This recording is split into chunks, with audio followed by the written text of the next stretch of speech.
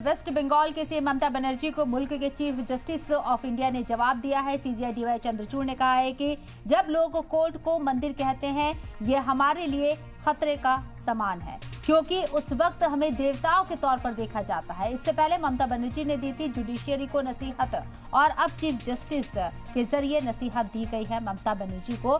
CGI D Y Chandrachud ने जवाब दिया है। उन्होंने कहा है कि जब लोग कोर्ट को मंदिर की तरह देखते हैं तो ये हमारे लिए खतरे का समान है, क्योंकि यहाँ हमें फिर देवताओं के तौर पर देखा जाता है। People say that, well, the court is a temple of justice.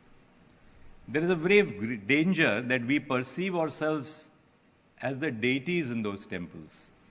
Therefore, speaking for myself, though I have my own set of personal values which are deeply personal to me.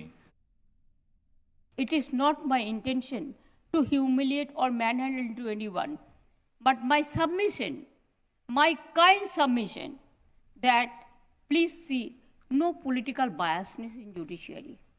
Judiciary must be pure, absolutely pure, honest, secret, and let the people do the puja. Like Sanskrit, they say sometimes puja, sometimes for all the caste, all the creed, all the community, all the people.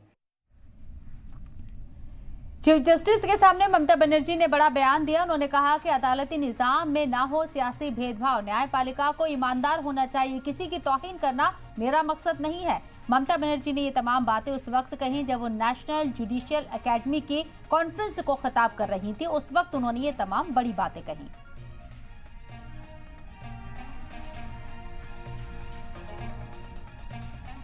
तो ममता बनर्जी ने जिस तरीके से judiciary को नसीहत दी, उसके बाद CGI D Y Chandrachud ने भी उन्हें नसीहत भरे लहजे में ही जवाब दिया है।